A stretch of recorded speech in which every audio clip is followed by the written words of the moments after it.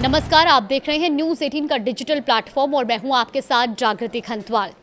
पुणे के युवा कारोबारी केतन अग्रवाल की मौत का मामला अब सिर्फ एक कथित हत्या की जांच तक सीमित नहीं रह गया है, बल्कि इसने सोशल मीडिया पर रिश्तों, भरोसे और जिम्मेदारी को लेकर एक बड़ी बहस छेड़ दी है।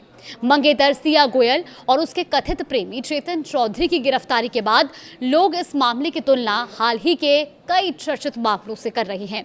हालांकि पुलिस जांच जारी है और अंतिम सच अदालत में पेश होने वाले सबूतों और न्यायिक प्रक्रिया के बाद ही सामने आएगा। दरअसल पुणे के 26 वर्षीय कारोबारी केतन अग्रवाल की मौत को शुरुआत में एक हादसा माना गया था, लेकिन पुलिस जांच आगे बढ़ी तो मामला कथित हत्या के रूप में सामने आया। पुलिस का यह आरोप है कि केतन की मंगेतर सिया गोयल और उसके कथित प्रेमी चेतन चौधरी ने मिलकर इस वारदात की साजिश रची। दोनों आरोपियों को गिरफ्तार किया जा चुका है और जांच के दौरान पुलिस ने यह भी दावा किया कि ये कोई अचानक हुई घटना नहीं थी, बल्कि कथित तौर पर पहले भी कई प्रयास किए गए थे। अब पुलिस के मुताबिक दोनों आरोपियों ने केतन को रास्ते से हटाने की योजना बनाई थी। हालांकि इन आरोपों की पुष्टि न्यायिक प्रक्रिया के बाद ही होगी। अब इस पूरे मामले में केतन के परिवार की प्रतिक्रिया भी चर्चा का विषय बनी हुई है। दरअसल केतन के पिता विशाल अग्रवाल ने मीडिया से बातचीत में कहा कि अगर सिया ये शादी नहीं करना चाहती थी तो साफ तौर पर इनकार कर सकती थी।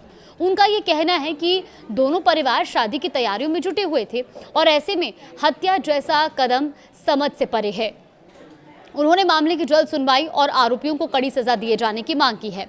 वहीं केतन की मां ने भी कहा कि उन्हें कभी शक नहीं हुआ कि जिस लड़की को उन्होंने परिवार का हिस्सा माना उसी पर उनके बेटे की हत्या की साजिश रचने का आरोप लगेगा। अब ये बात उस पहलू की है जिसकी वजह से ये मामला स्पेशल तौर पर सोशल मीडिया पर सबसे ज्यादा चर्चा में है। दरअसल बड़ी संख्या में यूजर्स इसकी तुलना राजा रघुवंशी हत्याकांड से कर रही हैं।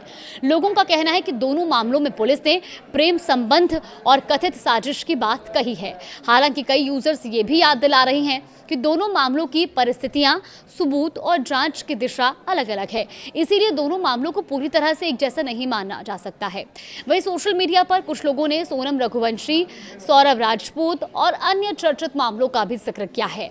उनका कहना है कि हाल के दिनों में सामने आए ऐसे मामलों ने रिश्तों में भरोसे को लेकर लोगों के मन में कई चिंताएं पैदा करती हैं। अब इस मामले को लेकर सोशल मीडिया प्लेटफॉर्म एक्स पर भी हजारों पोस्ट किए जा रही हैं और उनमें से कई तेजी से वायरल भी हुए हैं। एक यूजर ने तो ये तक लिखा कि अगर किसी से प्यार नहीं है तो रिश्ता खत्म कर देना चाहिए और अगर शादी नहीं करनी है तो साफ मना कर देना चाहिए, लेकिन किसी की जिंदगी खत्म करने का अधिकार किसी को नहीं है। एक अन्य पोस्ट में ये कहा गया कि अगर पुलिस के आरोप सही साबित होते हैं तो कानून की नजर में महिला और पुरुष दोनों के लिए समान मापदंड होना चाहिए। किसी आरोपी को सिर्फ उसके लिंग के आधार पर नहीं देखा जाना चाहिए। वहीं एक और वायरल पोस्ट में हाल के चर्चित मामलों का जिक्र करते हुए कहा गया कि अगर कोई अपने प्रेमी या प्रेमिका से शादी करना चाहता है तो उसे परिवार के सामने अपनी बात स्पष्ट रूप से रखनी चाहिए। किसी रिश्ते को खत्म करने का रास्ता हत्या नहीं हो सकता। हालांकि इस बहस का दूसरा पक्ष भी सामने आया। कई यूजर्स का यह कहना है कि किसी एक या दो मामलों के आधार पर पूरे महिला वर्ग, पुरुष वर्ग या किसी भी विचारधारा को कटघरे में खड़ा करना गलत होगा। उनका यह मानना है कि हर अपराध को उसके तथ्यों, सबूतों और कानूनी प्रक्रिया के आधार पर ही देखा जाना चाहिए। यही वजह है कि इस मामले के बाद सोशल मीडिया पर सबसे बड़ा सवाल बार बार पूछा जा रहा है, अगर रिश्ता नहीं निभाना था तो क्या शादी से इनकार करना ज़्यादा आसान नहीं था? कई लोग ये भी लिख रहे हैं कि परिवार का दबाव, सामाजिक अपेक्षाएं या रिश्तों की जटिलता चाहे जितनी भी हो, हत्या कभी विकल्प नहीं हो सकती। वहीं कुछ लोगों का ये मानना है कि ऐसे मामलों को सिर्फ एक लव ट्रायंगल कहकर छोड़ देना भी पर्याप्त नहीं है। इसके पीछे संवाद की कमी, रिश्तों की संभालने के तरीके और बदलती सामाजिक सोच जैसे पहलुओं पर भी गंभीर चर्चा की जरूरत है। फिलहाल सिया गोयल केस की जांच जारी है। अदालत में पेश किए जाने वाले सबूत और न्यायिक प्रक्रिया ही ये तय करेगी कि इस मामले की वास्तविक सच्चाई क्या है। लेकिन इतना ज़रूर है कि इस घटना ने रिश्तों, भरोसे, जिम्मेदारी और व्यक्तिगत फैसलों को लेकर समाज में एक नई बहस को जन्म दे दिया है।